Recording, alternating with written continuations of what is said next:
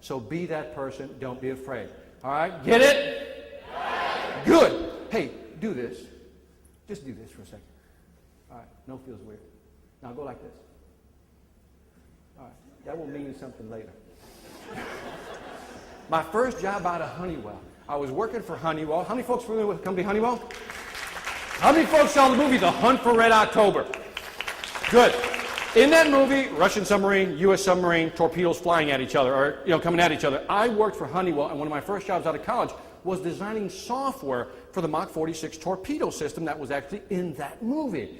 And the way the torpedo works is very fascinating. Is that they launch it from a ship or from a helicopter. The torpedo hits the water. It then begins to make circular patterns, and it begins to ping. Have you ever heard the thing? You know what I mean? Boom. You try it. Thank you. One more time. Thank you. Keep that going. When I point, just give me that. So what happens is, it pings. Thank you. And what it's looking for is its what? Its target. In this case, a submarine. Now what happens is, when the torpedo feels that it's found its target, it will move off in that direction. For example, it will move off in this direction. It will just circle, and then that's it right there. And as it gets closer, the sonar system that it has is actually bouncing a sound wave and getting some sort of silhouette of what the object is. And it's looking for what? The pattern of a submarine. So it gets closer, it pings.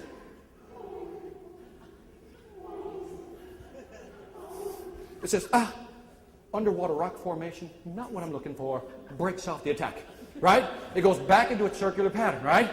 Then it says,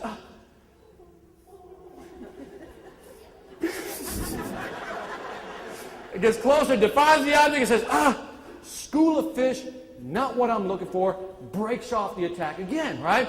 Now, it'll go after a whale. You don't want to hit a whale with a torpedo. That's overkill. Now, what happens, what's fascinating about this torpedo is that every time it goes after something, and it's not what it wants, it breaks off the attack. But it has something called artificial intelligence, which means this, that every time it goes after something, even though it's not the target, it learns from that experience. Are you with me on this? When it goes off in another direction, and it's not what it wants, it learns that much more.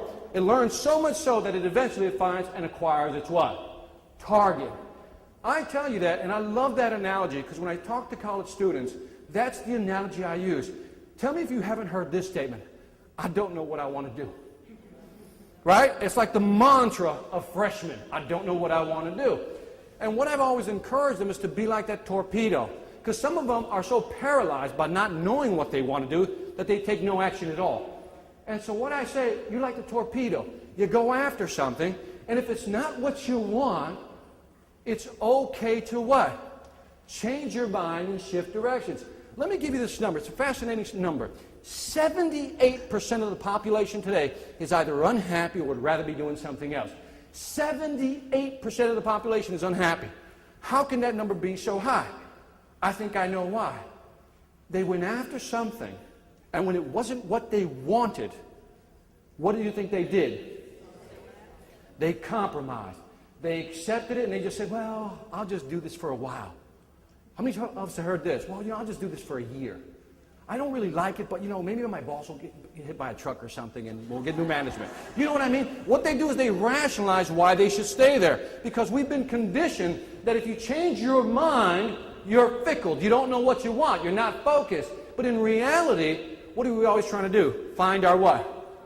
Because I believe that unless you're doing what you love, you cannot be successful. Would you agree with me on that? You cannot be truly successful unless you're doing what you want. I always get the question, Victor, how did you go from engineer to VP of sales? When I was an engineer, I did it because of the what? You think I'm that shallow that I would do it just for the money. Is that what you're saying? You were so right. I did it for the money because I just want to make money. And once I got into college, guess what? I did not like it. I did not like it. It took me 5 years to get a college degree. You're not my support group. And I always tell this story. I love telling this. I graduated with a 2.63 grade point average. You I love already. See, let me tell you what just happened. I've just separated the optimist from the pessimist.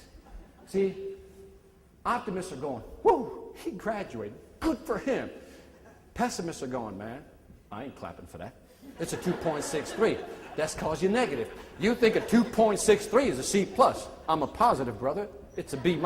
Big difference. It's all perspective. Go after something you love. Okay, get it? Do something you enjoy. I succeeded, and I've been very successful because I finally found my passion. I was like that torpedo. I went like this till I finally found what it is I love to do. You today, some of you in here maybe, are probably saying, I like my job, but I don't what? Love my job. The only way University of Phoenix can ever be truly successful with you is when you find your position within the company. Because right now, if you're not doing what you love, you are not operating at peak performance. And imagine if you were, because if you're in the top 10%, and that's because you're hanging out, imagine what you can do when you really find your passion and hit your hyper pad. Get it? Good.